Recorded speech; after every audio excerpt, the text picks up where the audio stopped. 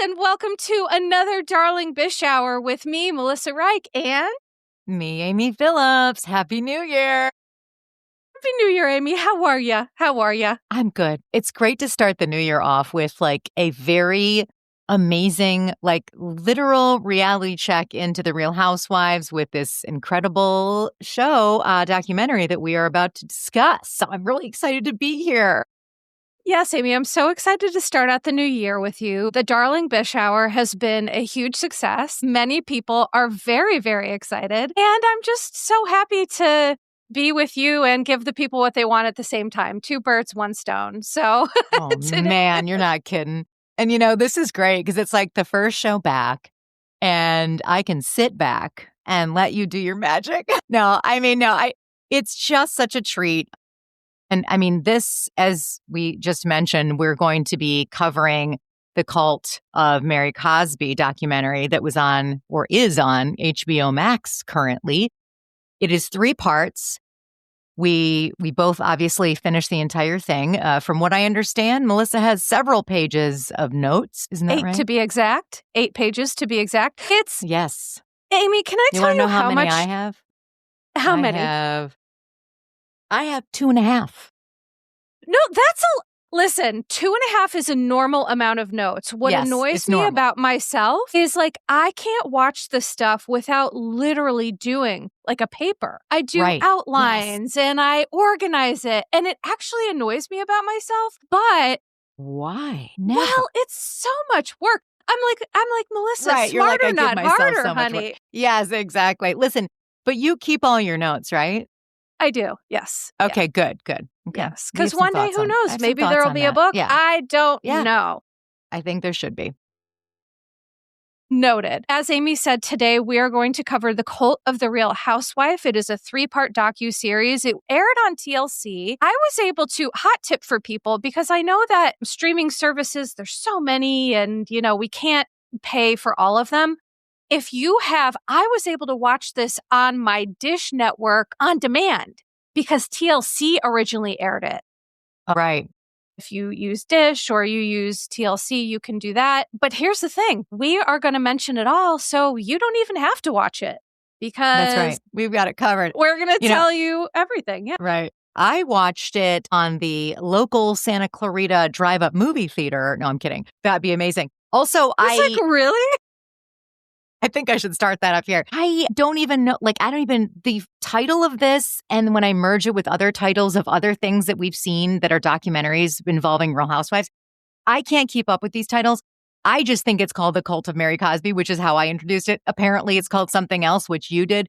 So, I'm just along for the ride. It's the content, not the titles for me. But before we get started, I just want to, I want to ask you something, Melissa, because God was speaking to me and I believe God is telling me to that you are supposed to give me a Range Rover, or is God telling you to give me a Range Rover? Because I feel like I'm supposed to be getting a Range Rover and a Judith Lieber purse. It's so weird. Are you getting that? Are you getting that? Is that? The signals must be crossed because I'm not getting that, Amy. Okay, I'm going to call a couple other people. Yeah, you might want to just tap into a direct line to God like Mary Cosby, apparently, because she might have the answer for you on that one. Mm-hmm.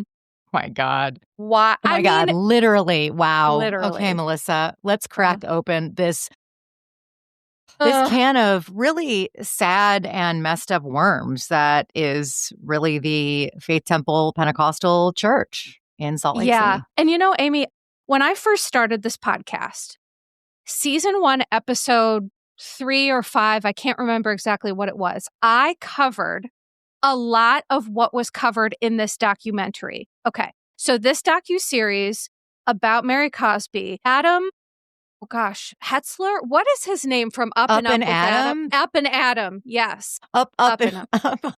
Up and away. Up and. He was in the animated film Up. Yeah. Oh my God. Yeah, Melissa. I actually thought, I was like, this entire docuseries is like him. I'm like, okay, well, that's kind of amazing. But yeah, I remember when he did the interview with Mary's mom, which was wild at the time. And stepdad. And so I originally, my original stance on Mary Cosby was I felt that the church was a cult. I felt that it was being used to manipulate, control, shame, like all that whole thing. So I did this episode on Mary Cosby. I covered a lot of what was already covered in this docuseries. But this docuseries, one thing that we got, which blew my socks off, was actual recorded conversations from, unfortunately, now deceased Cameron, from his own mouth. And so for me, here's what I'm going to start this out by saying. I feel like a fool. I feel that I allowed myself to be duped by Mary. I feel that I'm going to say it. I'm going to say it at the top of the episode. I feel that, as a therapist, sometimes we meet with people who are inherently flawed, right? We all have good parts and bad parts. And sometimes as a therapist, you want to see the best in people.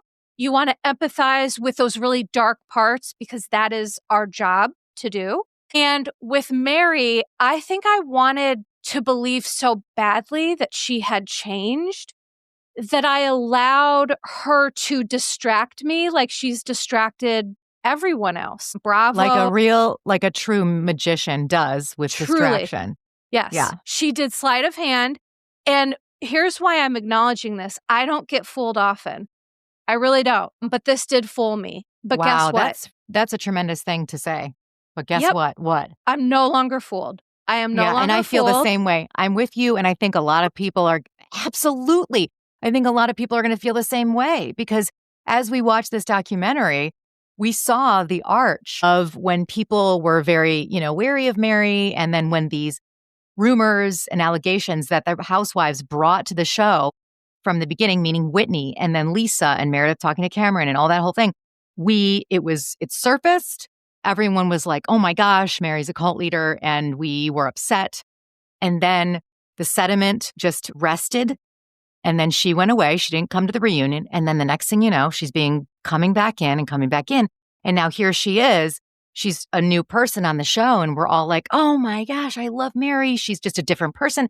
We've all done that. It doesn't mean to say that we're weak-minded or that we're easily manipulated because we're seeing what is put in front of us. And also these things that she's showing us, we can also appreciate her on the show on some compartmentalized level because of the entertainment value. But it is now very clear why she did that, because she needs money, obviously, and why she's willing to do these types of things now in light of how all this is being exposed.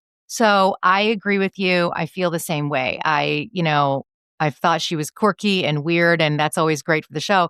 And I would love to hear your thoughts on everything. 2 things I want to mention before you rev up your engine and just get going on your Bish motorcycle here.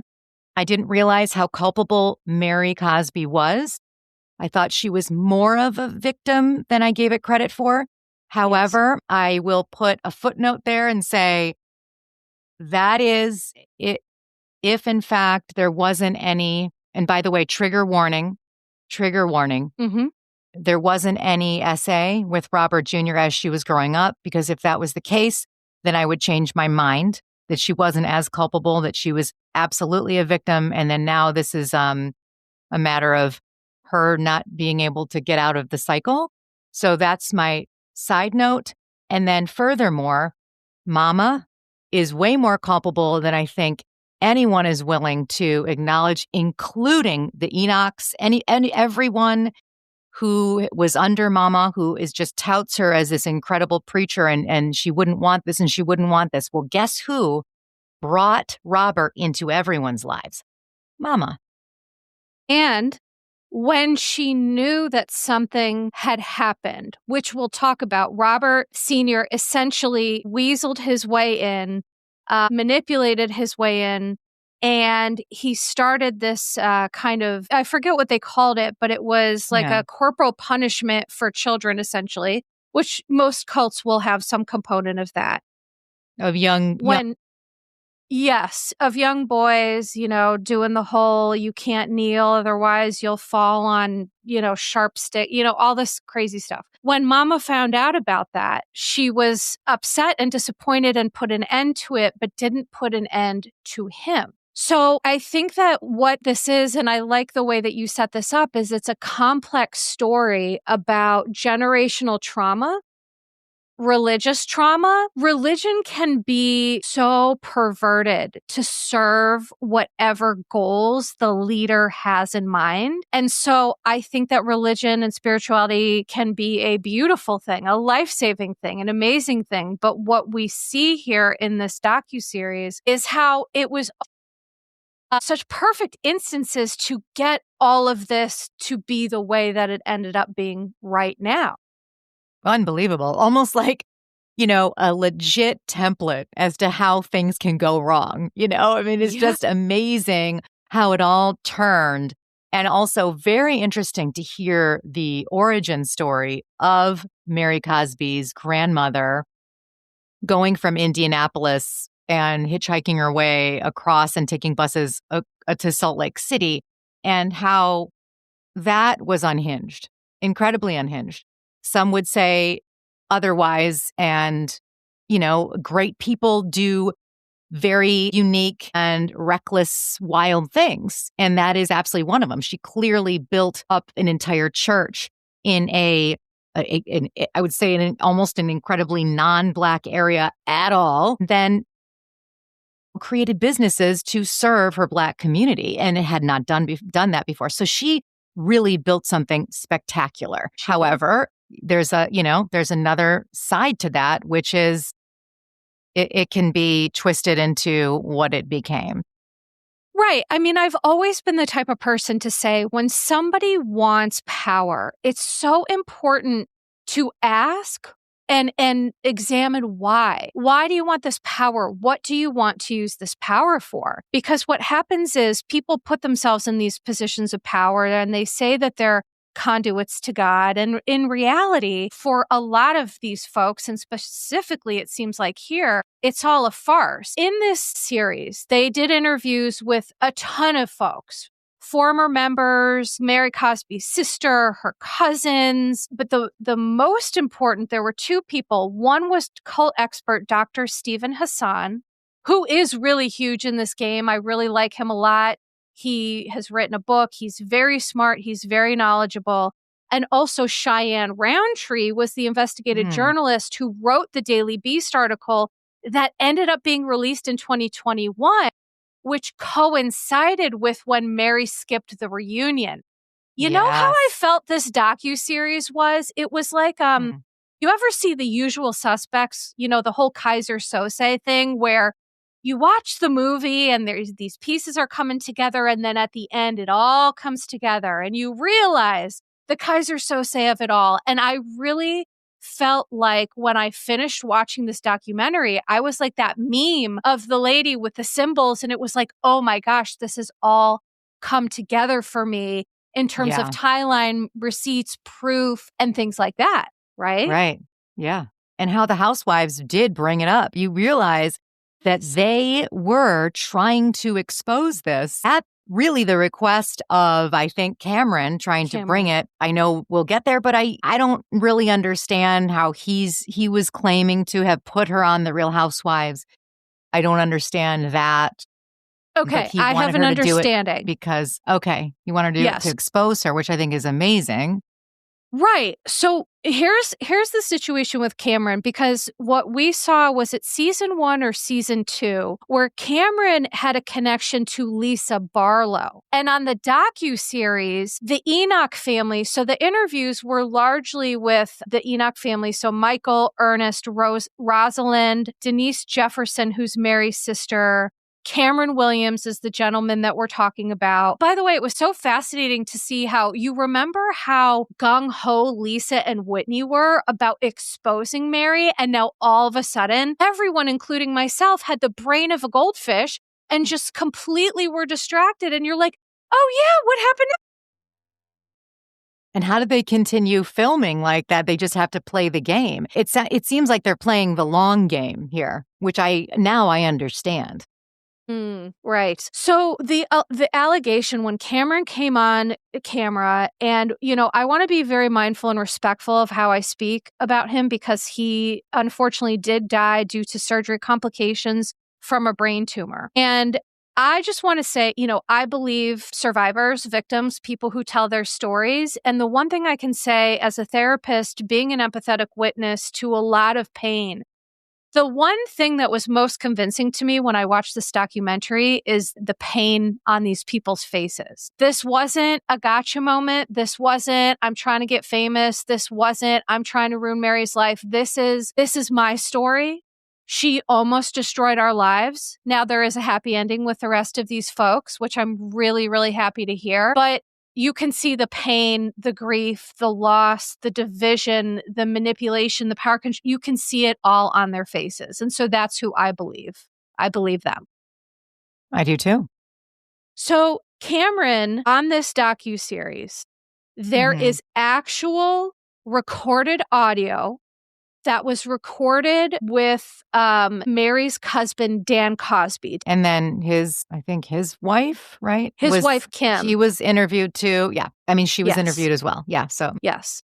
So initially, what we heard from Cameron's own mouth, and Dan confirmed this, is that Cameron came to Salt Lake City and he was looking for this church. And he had saved 3 years of tithings because he was a very religious person. He was looking for a new church. And so he saved and he saved and he saved. And here he finds Mama Cosby's church, right? Mary Cosby. Why do I think that's really important? Is because I think that Mary saw that he saw him as a cash cow, in other words. And so I think that's really significant, number one. Number two, the allegation is that Cameron went to Mary's home. Mary grabbed his hand, inserted it into her vagina, and then they had sex. But what is the very interesting thing about this is that the phone call, in Cameron's own words, he said, and I quote, "We had the affair and all that, but that was me being victimized. It had to take therapy for me to get out of that." Now, what's also very important here is he talked about being lonely and isolated when Mary gave him everything, right? There is such a psychological component to coercive control and coercive manipulation that it's like she almost played by this playbook. But one other thing that was leaked in this old footage is that Cameron said, and I quote, "I really believed Mary was God. I was embarrassed of how much of a fool I was." What'd you think of that? Well, I just thought, it's hard to comprehend that people in this day and age would actually start thinking and believe that a person is God. That's hard. That's a tough pill for me to swallow because I'm like, really? Like, are you for real? I mean, where are we at? Like IQ level, and I'm not trying to be talked down. I'm not trying to be rude, but it makes me think like, what are you talking? Why would you think this at this point? And if you know scripture and if you know whatever, and I understand manipulation and control and religious abuse. However, it is very strange to me that he would think that and that anyone would really think that. But I could see how it would start to unravel in that direction and how he was manipulated. Right, because Mary said they had a lot of old audio of Mary. And she said, and I quote, "There is one mediator between God and man, and who do you think that is?" Mm-hmm. And so to your question, Amy, it's certainly not an issue, of IQ or anything like that. But what the cult expert did explain is that, well, this is my interpretation. I'll tell you what he talked about, but my interpretation is that all humans have a need for connectedness, love, and belonging, period.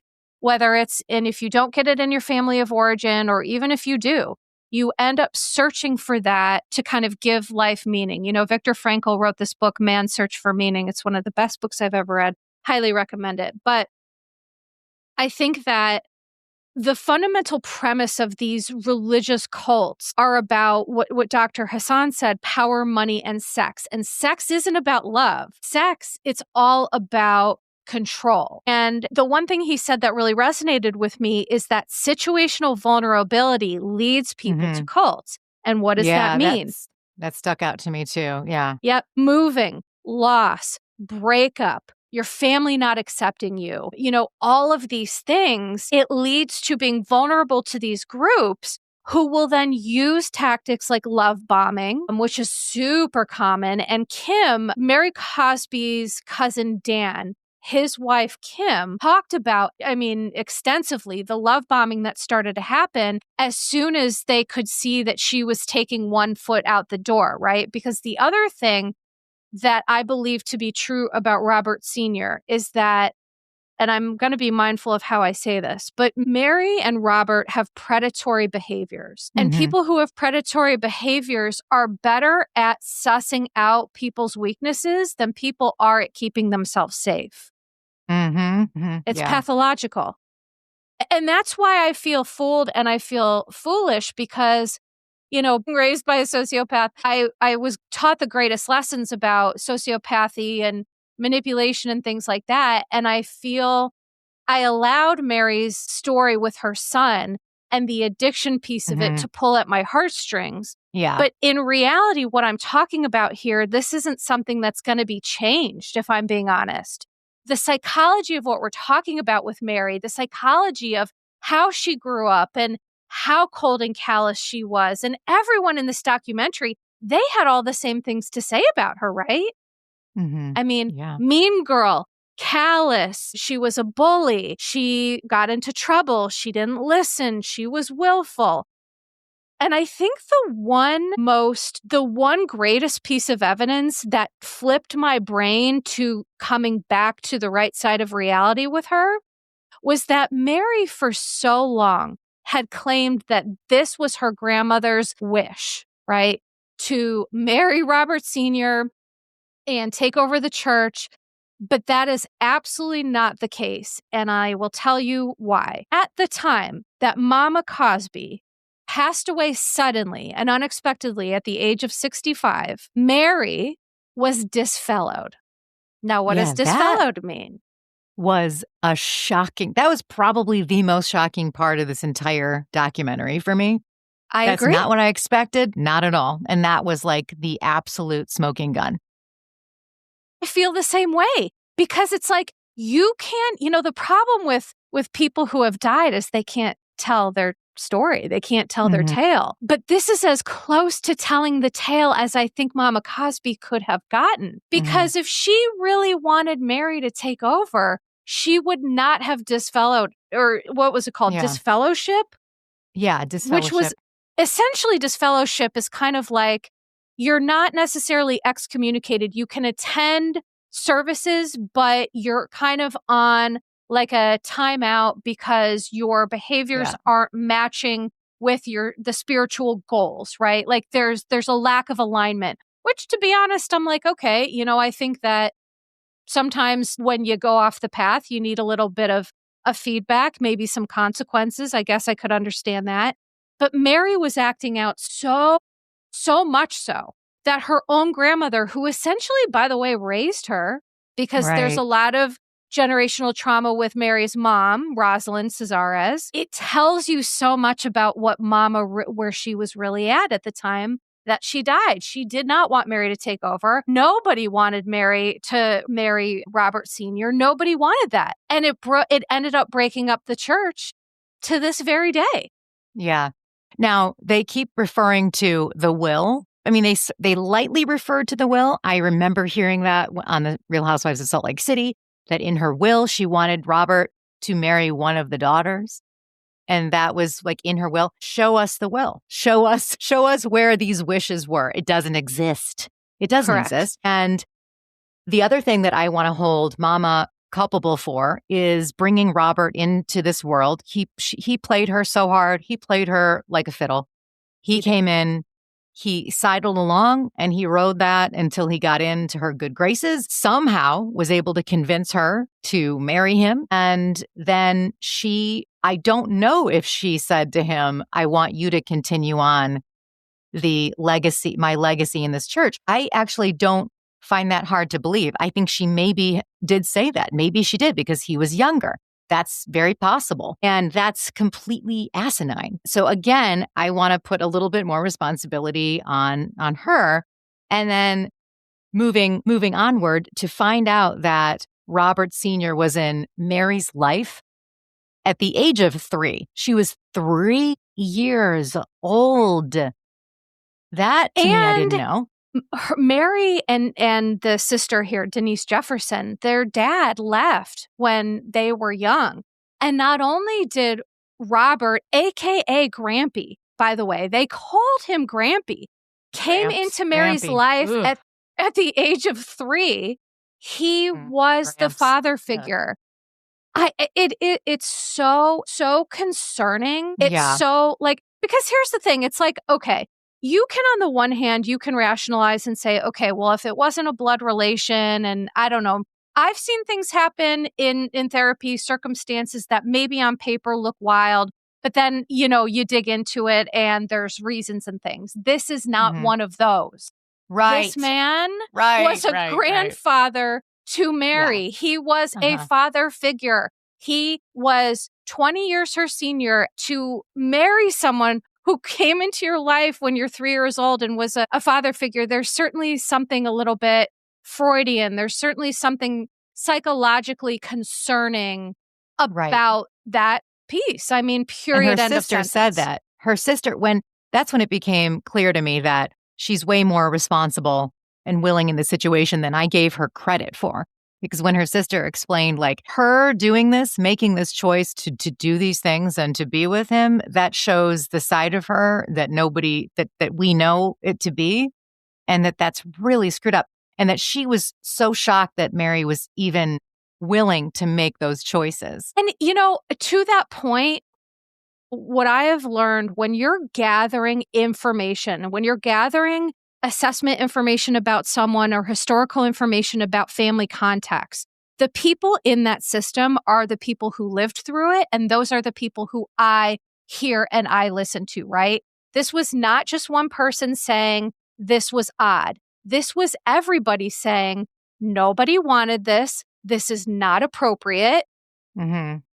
Mary's mother, Rosalind, there was this final church service after Mama Cosby died and Robert was taking over. And it was essentially this walkout service where Rosalind got up on the pulpit and she said, no one came to talk to me about this. No one asked me my opinion. This is not right. The devil has crept up in here.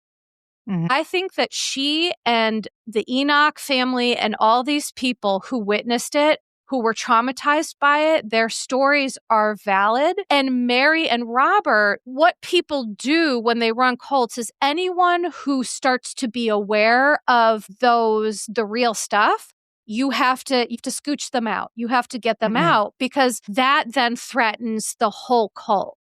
Right. That's when he made Dan leave and all of them. The way he made Dan leave too, it was like so ridiculous. He would just like put his hand on people's head and be like, you see that? That was God leaving you. Now you're out. And it's like, right. What? He shoved him. Yeah. It's so weird. It's all so odd. And then the police were called that day. This part I would highly recommend watching, because you get to see the video of how Robert Sr., Rosalind is preaching and she's telling the truth, and he's he's walking back and forth and he's trying to take his hand and move her over, and he is trying his damnedest to manipulate, and she is just not having it. And I respect that. I respect people who it's like, I see through this. You're not going to manipulate me. I don't care what bag of bullshit you're trying to sell. I ain't buying it. Well, the will, like, here's where I have a real issue with how this all went down in terms of like the church and the businesses. So Mama just left it all in Robert Sr.'s name. Like, he just had all of it. Well, do you know why I think that was? Because she died suddenly and unexpectedly at a pretty young age. I mean, 65, that's young to pass. Yes. So you don't think that she had but she had a will, according to them, which is what she said. She wanted Robert to marry one of the daughters, right? So if there was a will, you're saying that she left, which I don't believe that that was in there, by the way. But if there was a will, then she willingly left everything to him? That's fucked up. Well, it is. And I also doubt that that is the case. And here's, why I doubt that there's a will, because if there was, I think we would have seen it. When investigative reporter Cheyenne Roundtree, she did bring some facts, and they did show specifically Mary was married to a man named Dana, who was a member of the church, right? That was wild. That was wild, but Cheyenne Roundtree had receipts of when did Mary file for divorce from Dana, and then when did she file for her marriage certificate with Robert? And guess what? Spoiler alert, 19 days apart. Mary tried to say before that Robert had nothing to do with this, that this is what her grandmother wanted, blah, blah, blah. In my opinion, they were people who run cults will literally just say whatever suits them and say that that's what God wants, because that's what they're leading people to believe. And that's how you keep people under your thumb, to be manipulated and to be controlled. And it's not that these people aren't smart. They realized this was going on, but then it's you have to look at, this is your whole life.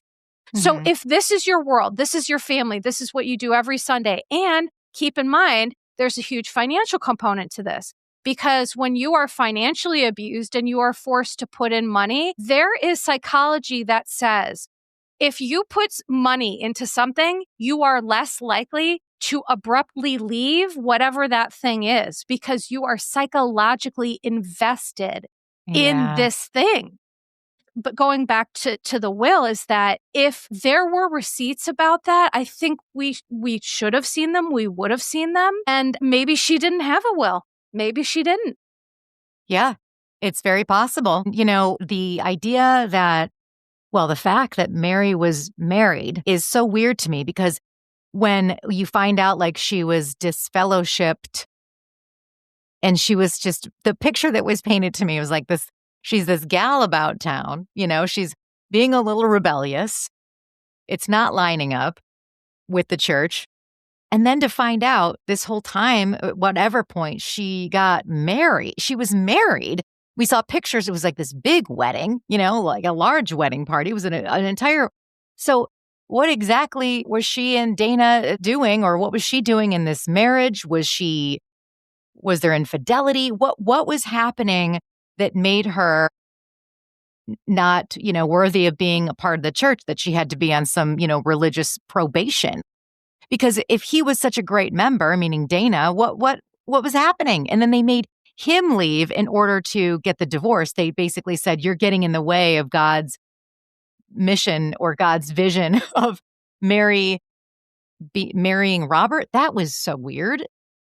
Yeah, they pulled what they did with Dan Cosby, which was they held a church meeting where they berated Dana for hours, which, is quite a spiritual thing to do. Berate, humiliate, shame people. Those are cult tactics. Those are not spiritual tactics. And they wanted to make it Dana's fault, because if it's Dana's fault, then Mary is free to marry Robert Sr., to take all the riches that Mama Cosby worked so hard to cultivate. And they did the same thing with Dan, where he kind of put it, Robert Sr. put his hand on Dana's head and he's like, God just left you, you're out. I mean, it's when you kind of lay it out like this, it does sound ridiculous. But for people in this church, I mean, it's it also cultivates the fear, Dr. Hassan said, of, am I next? I better fall in line, because if I don't, that's going to be me.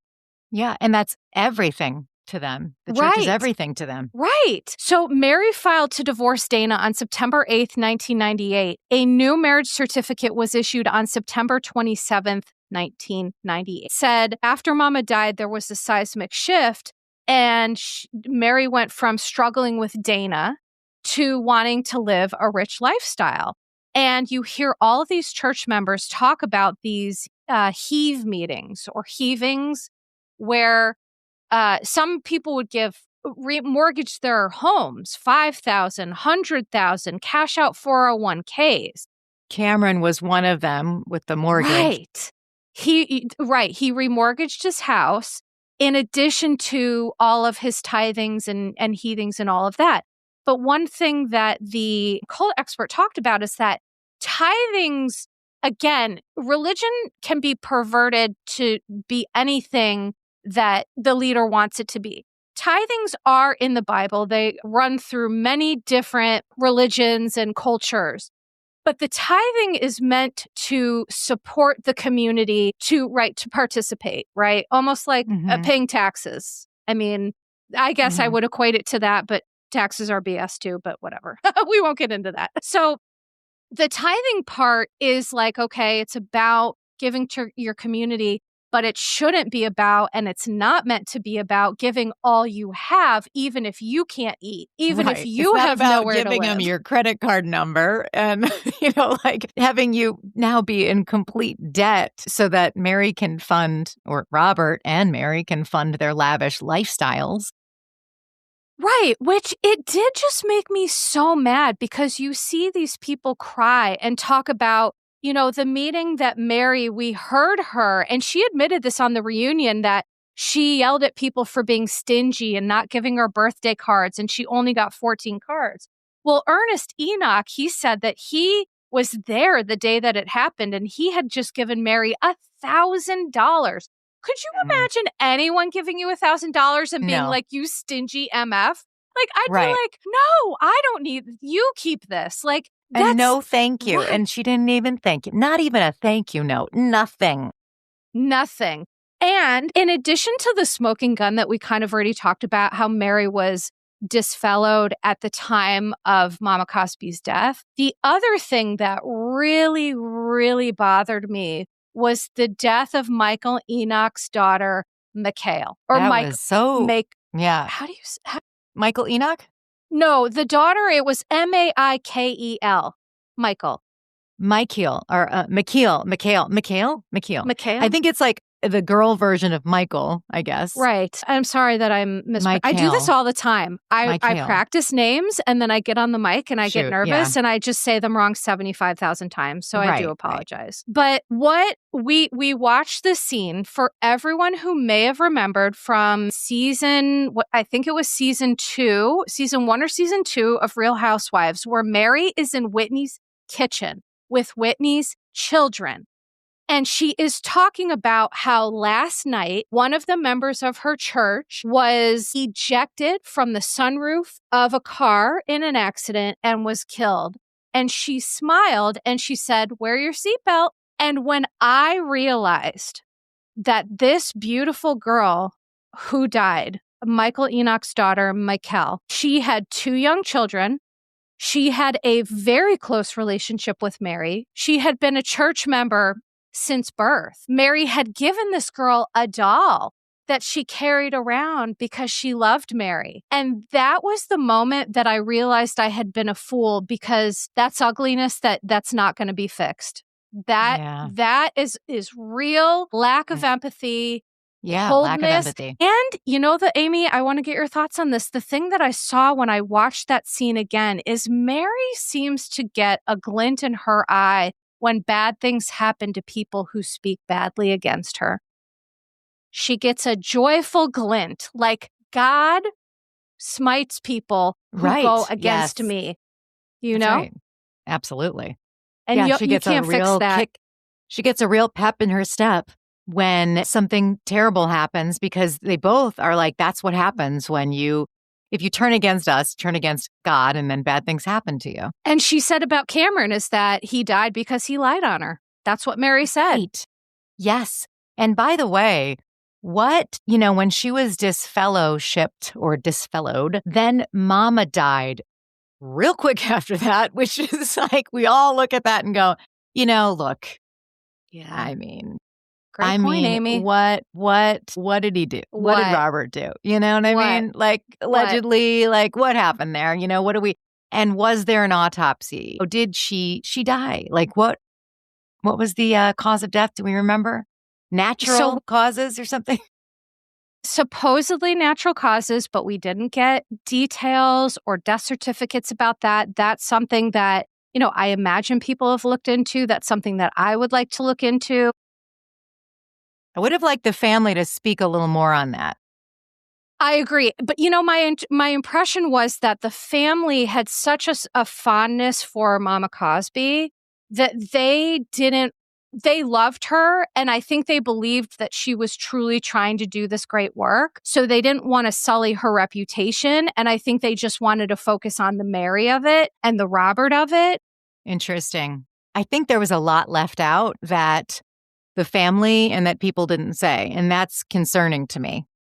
And I think they probably didn't say everything because for probably legal reasons for maybe the producers or whomever, but also the people, I think that there's a lot more that we don't know about Robert. And let's go into Robert a little bit because there are a lot of allegations of sexual harassment, sexually inappropriate behavior between Robert and, I don't know, all the female congregants of his church, including Mary's cousin's wife. So what was Someone happening? likes Vegas. Yeah, he wanted her to go to Vegas with him. So this is what Kim said, is that she, took this trip with Mary and Robert to California, and Robert and she were talking as they were looking at, the ocean and God's creation and all of this, which is a lovely sentiment. But Mary got really jealous, saying that, well, you want my life. You want my husband. And Kim is like, what's that now? And then all of a sudden, Robert is blowing up Kim's phone. And there's a woman who was featured in this docuseries as well. Her name is Sherelle from Sherelle's World. She's a YouTuber.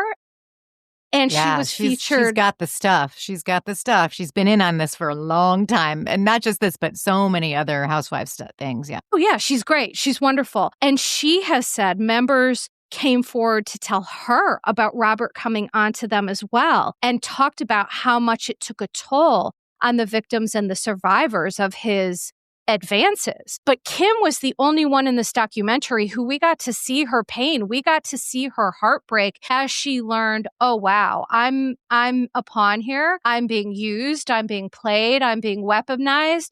They are trying to break apart me and Dan and our children and our family, because then she's easier to manipulate. I mean, it was so mind-blowing. Yeah, the isolation tactic was interesting when you found out that they would only have Kim over and split them up. And, when you look at this as a whole, obviously we've all seen tons of cult documentaries. So it was not as, I'm not trying to downplay it by any means. However, it was not as extreme as so many of the other cult documentaries that we've seen.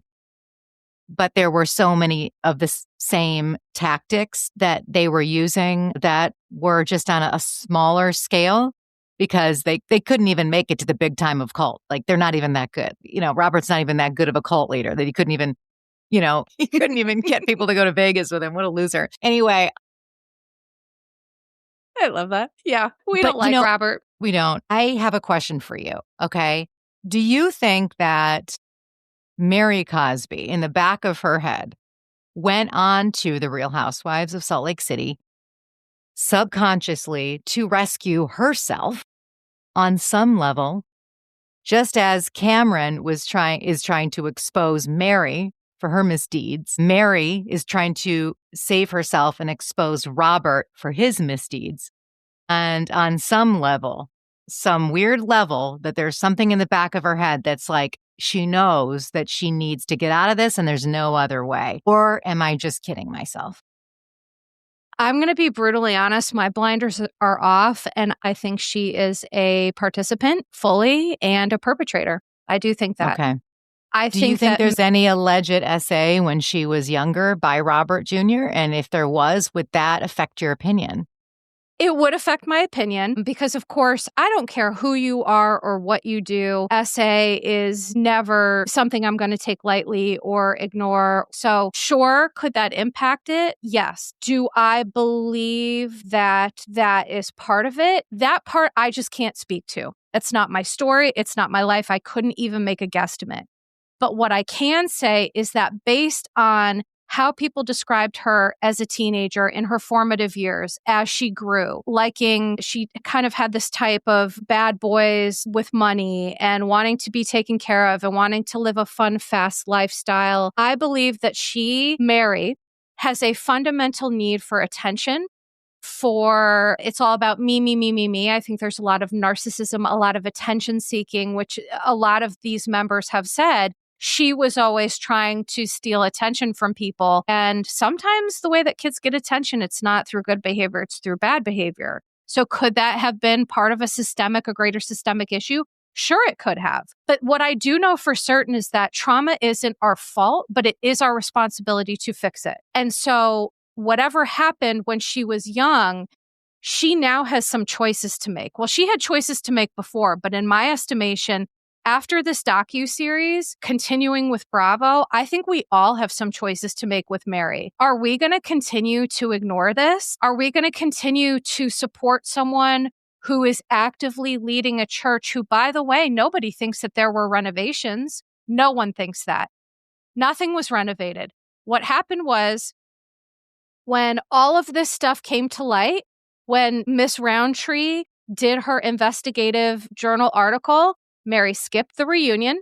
She was allowed to take a 2-year hiatus. She came back, and Adam said in his own words, "We didn't see the contract, but guess what Mary won't do now? Robert Cosby is not on the show. She won't talk about Robert Sr. He's not featured. She won't talk about her church. She's talking about nothing." So Mary has been set up for blind loyalty and success once again by the network.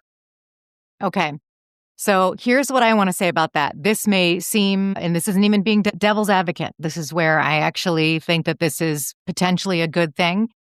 Whether Bravo is intending to do this or not, I'm going to look at it as they're falling into accidentally exposing Mary Cosby and exposing Robert Sr., and that they know that this train is coming to an end and it will explode and has been exploding.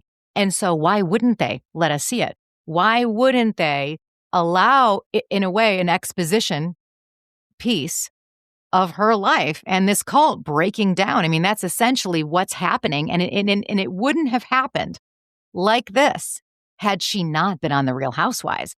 And so that's why I think Bravo probably, in this case, for me, it's not supporting the abuse. It's, in a way, taking down the abuse because of they're allowing these things to be seen. Whether she talks about it or not, we're already there because she's on the map and because we're seeing this and the contradiction and the money and the recordings and now all these pieces. Now Robert's gone, I mean, he's not going to be able to do what he has been doing on account of the fact that she got on The Real Housewives, and that's that. He even said he didn't want her to be on there. And she's like, "Oh, no, you didn't. No, you didn't." Well, obviously, she's lying. Yeah. So am I going to be able to continue watching this? And I absolutely wrestle with that, Melissa, until I came to that conclusion. And that is that, yes, I will, because we're on to them and people we're holding them accountable. Right. Well, you'd hope. And that's my fear, is that I hope you're right. But I do like what you said about Bravo, because what I appreciate is, at the reunion, they showed Andy didn't shy away from asking her questions. Andy did hold her feet to the fire. People did hold her feet to the fire. But here's what happened. Jen Shaw said, "Hold my beer." She said, "Hold my beer, and I'm going to defraud every elderly person this side of the Mississippi." And, and then we just forgot. I'm serious. Like, that is literally what happened. It is. She was the distraction. Yes. She was the sleight of hand distraction that allowed Mary to poof into the background and then to just come back in like a glorious, like a phoenix rising from the ashes. But she's not that. Like, when you see and hear, the hoarding of her luxury goods. And, the other thing that we hadn't mentioned here that came at the end of the documentary was that there was a woman who she was 81 years old. She was working for, Susan Tunson, Pat Tunson, and Don Stevenson. Don Stevenson gave heavily to the church despite the fact that he was a bus driver. I don't know how he did it, but he did. Susan tried to stop it and was punished, and they kicked her out of the church because she tried to get him to stop donating money, right? Mm-hmm. So then Pat Tunson, sister of Susan, she worked in Marriott Roberts' home while being abused. And how do we know this? Is because Susan was told by Pat how they didn't pay. So when Pat, you see these people waiting on Mary and Robert, like, hey, can you get Mary a tray or whatever? These people are from the church and they were not compensated in any way. Further, Rosalind Enoch said that she was made to be a personal assistant, do all these other things for 5+ years. She was never paid, not one time. And what I find and she called it a slave plantation. Mm-hmm. Rosalind did. That's what she said. And what's so interesting to me is that the cult expert said what Mary and Robert did was they made Pat believe that she had to sacrifice that this is a form of sacrifice as an honor to God, and it creates obedient dependence upon followers, interpersonal manipulation and control that leads to family issues and segregation. Because the other thing that Robert and Mary did is that when you had a family member who was starting to suss out what was going on, their first thought is we need to get this person away from that family member so we don't lose our cash cow, so we don't lose our free labor, so we don't lose our tithings. Mm-hmm. They destroyed family lineages just so Mary could have Chanel. And when she passed away, they told her sister she couldn't go to the funeral. That was awful. Amy, I'm so glad you brought that up, because there have been a couple of things that we mentioned today that there's ugliness in that you can't fix, and that is one of them. That's another one I of them, don't care how you slice this. Yeah. These people were members of your church. The sister died. She worked for you, and you're not even allowing the sister to have a service and to grieve her. That's not about love. That's not about God. That's not about spirituality. That is about punishment, manipulation, control. And to all the other people doing this you see this? This could be you. You step out of line. Making an example. She's not even allowed. Mm-hmm. That's we right. control this. When Mary came back on the show, as we mentioned before, and she's not talking about Robert Sr., he's not filming, she's not talking about the church, so on and so forth. Although they did go into her church and talk about the renovations, which you said you doubt there are renovations, right? I mean, so they went from all red to red. So that's what the renovations were? Yeah. Okay. Right. By the way, the all red church is psychotic. If you go into a room like that, it's like The Shining. You go into that hotel, you're going to lose your mind. You walk into that church and you're going to lose your mind. Like it's the carpet, it's the interiors, I mean, it's so satanic. I mean, honestly. Okay. So when she came back on the show, interesting how she was able to figure out a way to expose her son. And so now I'm looking at that in a different light. It's not Robert Jr. was so brave to come and share this. I think he was manipulated. I think he was coerced. I think he was forced. And this was not. Mary said, I need another storyline. She said, I need another storyline, and this will make me likable. Because here's the thing about predators. They are very smart. They know what, and here's the thing. Now that Mary's been on TV a couple of years, she knows exactly what fans want to see and what they don't want to see. She knows fans don't like this mean girl nonsense. So her season 1-2 behavior, she came back a completely different person. And the chances of that from actual change are 0.0%. I agree with you that I believe she used her son as a look over here, look over here, look over here. This is a storyline that will garner me sympathy. And guess what? It worked. It worked on me. And if it worked on me, I guarantee it worked on other people.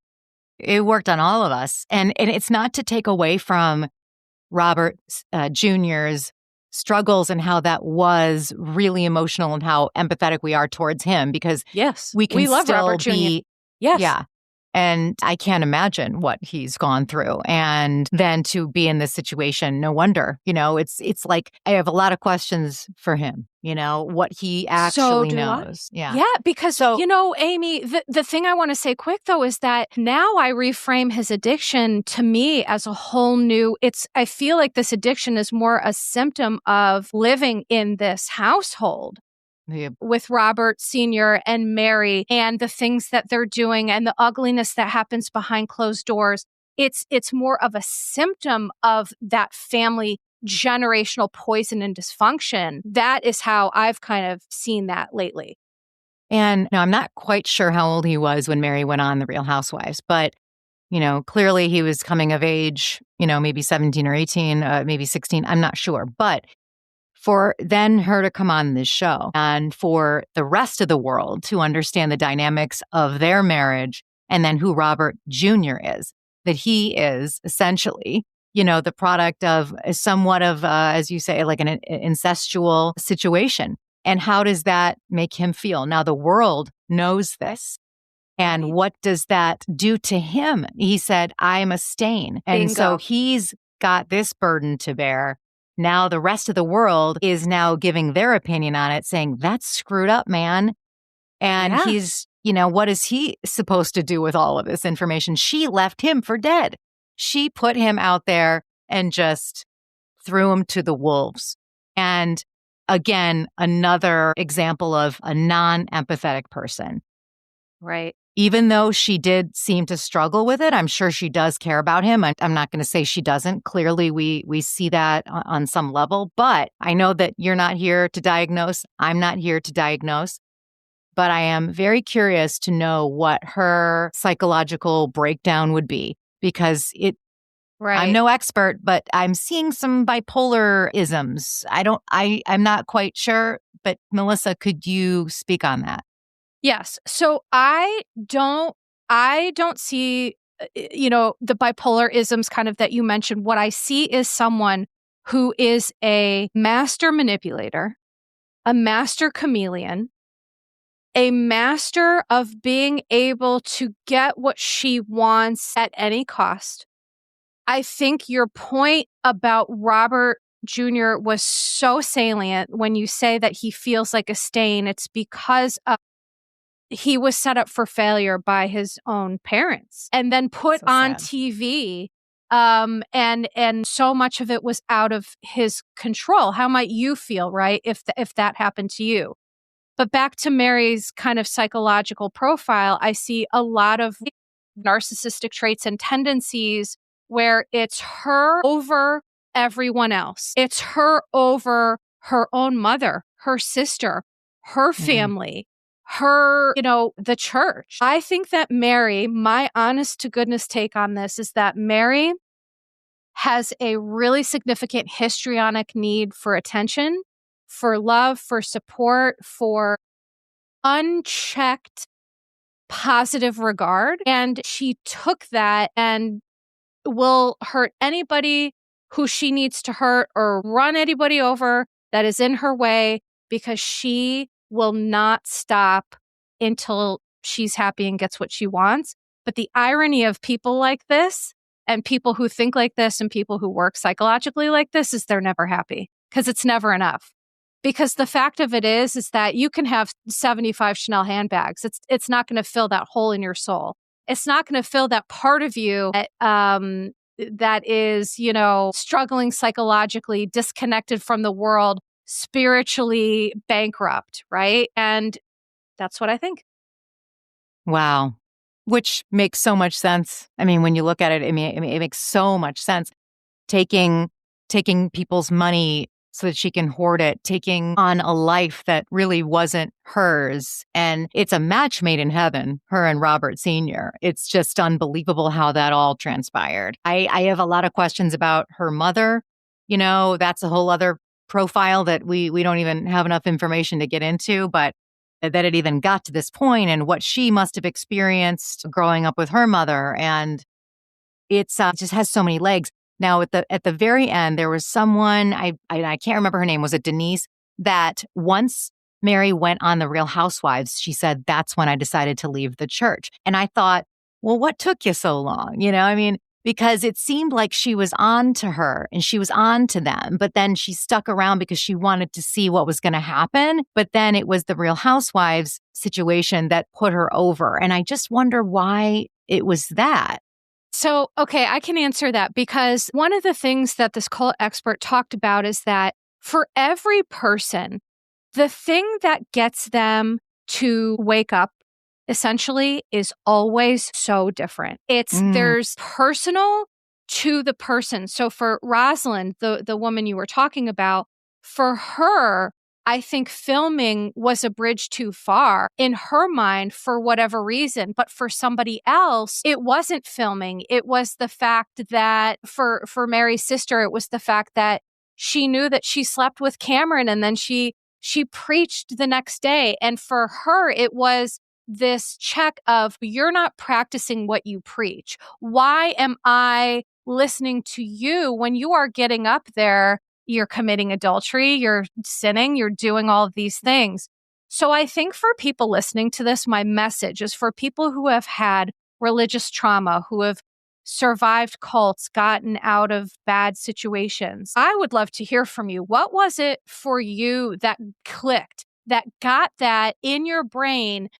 But whatever it is, what I want to say to people is good for you. Congratulations. Because the ultimate thing that I learned from this documentary, and just like from working on myself in general, is that freedom is always listening to yourself and using your voice. At the end of the day, it doesn't matter what situation you're in, you will get freedom by listening to yourself, acknowledging yourself, and saying things out loud. And once you do that, you are free from the shackles of whatever it is that has kept you psychologically bound. Nothing can stop you. So free yourself, tell your truth, tell your story, talk about it, mention it all, because that is how we will be free. Oh, wow, Melissa, that's great. I don't know. I just like it. I want to end on that note because, the members of this church, they went on to start a new church. A beautiful, happy, loving, spiritually fulfilling, a church free of manipulation and demands and embarrassment and shame and humiliation. Everything that I'm talking about, people who love you and who support you aren't going to put you through that. Love isn't shame and humiliation and coercive control. Love is, I love you no matter what you do. And maybe we talk about it and maybe there's consequences, but there's nothing that can happen in a loving spiritual setting that should be anything like this that we're looking at. And I'm glad that at the end of the day, all of these members found their happy. They got back together. They found each other. But what distresses me and where we leave this podcast off is that Mary is now back at her church. She's back at it, and I can only imagine what happens behind those doors. And so for people who are participating in Mary's church or churches like this, I want to urge people to say, listen to your gut. Listen to people who you trust, who you know aren't lying to you. If you can't trust your brain, if your brain is hijacked, listen to read Dr. Hassan's book, do anything. Just get yourself to a space that serves you better because no human being deserves this. No one does. For everybody, she's going to say something where she's not going to mention it all. She'll just say, let's just say that it wasn't right. And she'll blame it all on him for what happened at the church. And she'll say that, she might take some responsibility because of him, but doubtful. Will she stay on The Real Housewives is the question. And because she's such a narcissist, if they offer her a spot, I think she will say yes. And that's what she'll do. She'll divorce Robert and she will use her child. But I'm not sure at this point if Bravo will ask her to be back now that it's been all exposed. I'm not quite sure because I don't think people will want that, even though I'm glad that Bravo got it to this point. I just don't know now that it's all out that they will have her back. What do you think? Those are some interesting points and predictions. I love it, Amy. And I definitely could see a lot of that. For me, My watching Salt Lake City will hinge on what happens at this reunion after this doc has been out. Is she questioned? If this is avoided, they probably already filmed it though. You know what I mean? Do you think? Did they already film it? They had to, because like the reunion's going to happen next week. For real? Oh my God. Well, see, I've had my head up my own butt with health issues, so that's news to me. Okay. All right. Well, that's a shame. Okay. Yeah. Well, then However, the announcement that this documentary was coming out was probably within the window of before when the reunion filmed. So they probably will ask her that. Well, okay. So for me, kind of taking back the things that I just said, because I'm clearly confused in chronic illness land, is that I want to see what people do with this.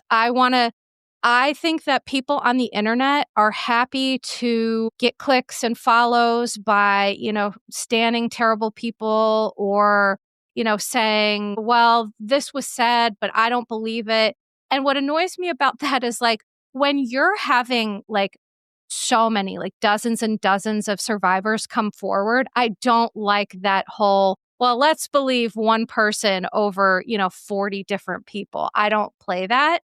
So I want to know where this goes with the fandom, with Bravo. If Mary comes back next season, which I agree with you due to some of those narcissistic traits and tendencies, and the fact that people get emboldened when they are allowed to get away with a lot, and Mary has gotten away with a lot. And I don't think that she believes that she'll be caught. And I think if she does get caught with something, I think you're right that she would just be able to blame it on Robert or her mom or somebody else. It's never Mary's fault.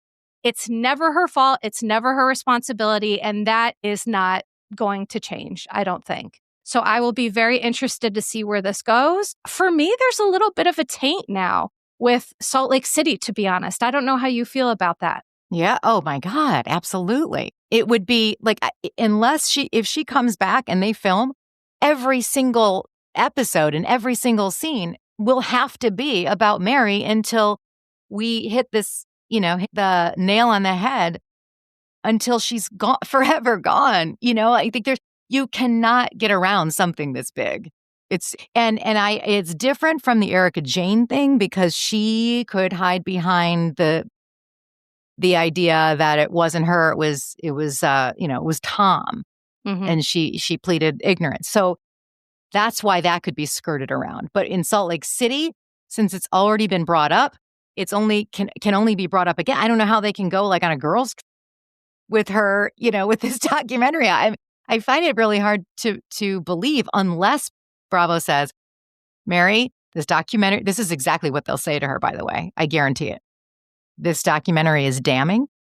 You have some choices to make. You could speak on your own behalf and you have a platform to do it, or you can let this documentary tell your story.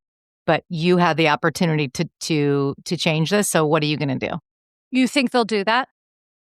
You think Bravo will? If they do, that's how they'll put it. But I actually don't know, because I think that this is so unsavory, what we've now seen. I actually am thinking that they might not have her back at all. I don't know. I'm actually not sure. Well, right. And I don't expect you to know, of course, but it is just so interesting to pontificate about where do we go from here? Because I think the long and the short of it is that whatever happens, I think what we're saying is that there needs to be some accountability. There needs to be some consequences. People can't just say, oh, Mary, she's so funny. Oh, Mary, she's so this. It's like, no, she's hurting people. She's actively wounding people. And this isn't cute. This isn't funny. And this goes so much deeper than we could have imagined. So and are there any legal results? Like there have been no lawsuits. I haven't seen any lawsuits. And that's probably because everyone gave of their own free will. So they can't. And that's the thing with right? this. Yes. With the psychological aspects of cults and how they do it, the cult is always not culpable. Well, rarely culpable because they say, see, she did this of her own volition. So I'll give you a great example. Rosalind talked about how they would have these heaving meetings, and what they would do is they would put security by the door and block the door off. Okay. Yeah. So Does that make you feel safe, comfortable, welcome, like you're just giving to give? Or is that a shakedown? But in terms of the law, what people are smart enough to do when it comes to cults is they use these psychological tactics that aren't proven by law. By psychologists, psychiatrists, Dr. Hassan, we will all tell you up and down till the cows come home, this was psychological abuse and manipulation, period, end of sentence.